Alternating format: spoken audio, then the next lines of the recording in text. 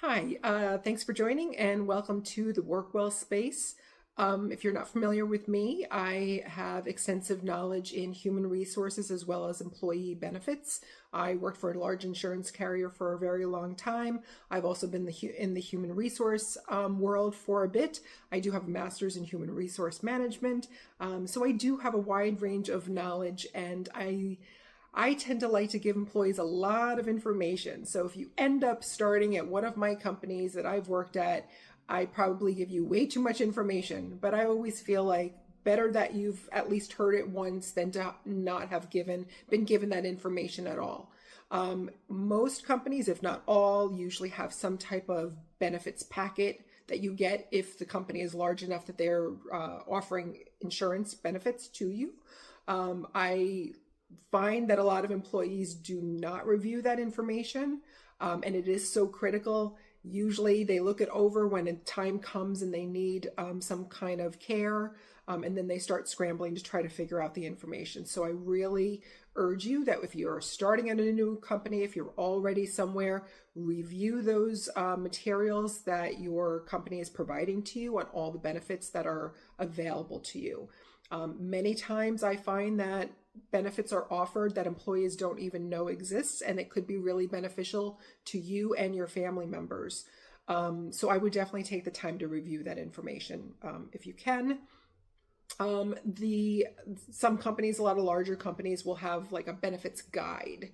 That guide will walk you through medical benefits, dental, vision. It'll get into some other benefits that maybe the firm provides to you, the organization provides to you at no cost. Sometimes life insurance, sometimes disability benefits, maybe an employee assistance program. And then usually, or maybe not all the time, there might be what they call voluntary benefits. So those are other things that you can purchase in addition to your other plans.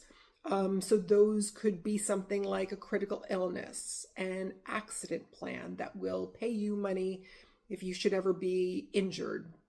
You can maybe buy up a disability policy, which will pay you income if you are unable to work due to medical reasons.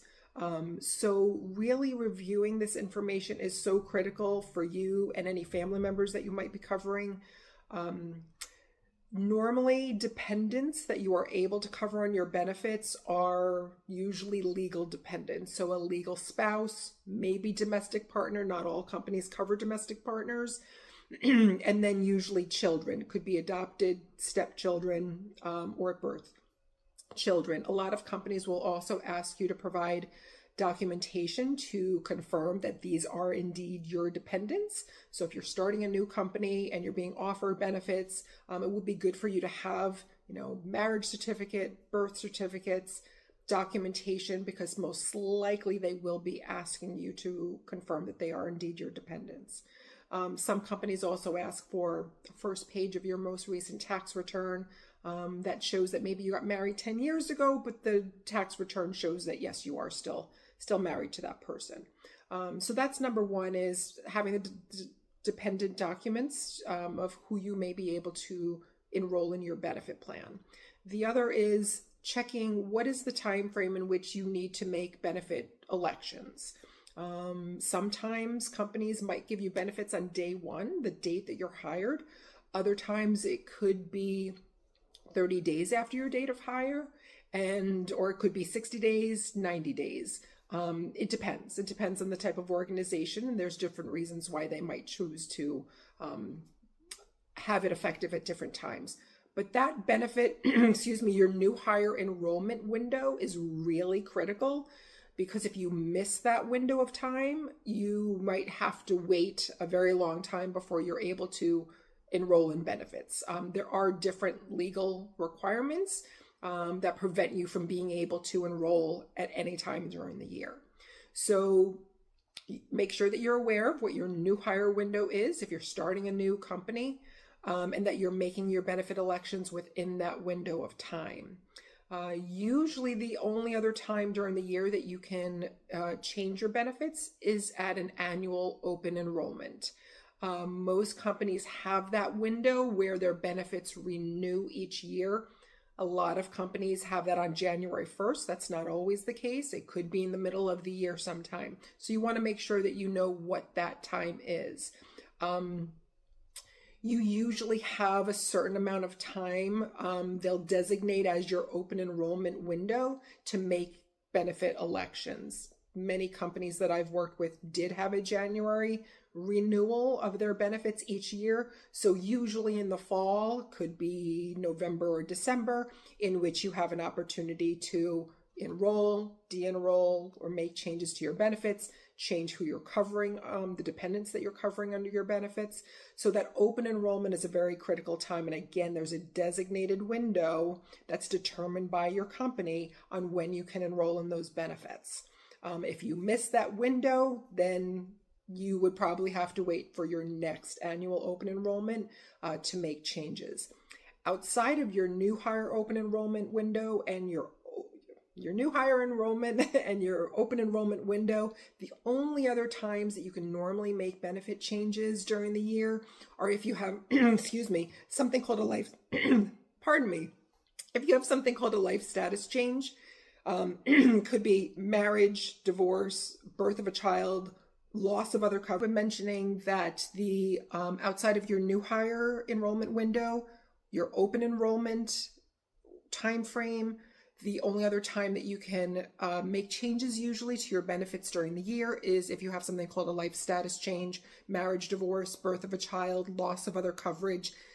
Things like that will allow you to make benefit changes during the year, but you do need to let your human resource person or your benefits person know about that within 30 days of the date of one of those events. Again, if you've missed that 30-day window of opportunity, your next opportunity to make changes would then be at your annual open enrollment. So these timeframes are really critical. A lot of times employees might have come to me and said, my spouse lost their coverage and they want to enroll in our plan. And then it turned out that it was, 2 months ago. And unfortunately, that's usually too long a time because you've got that 30-day window from any life event change. It's called a qualifying life event that would allow you to change benefits during the year.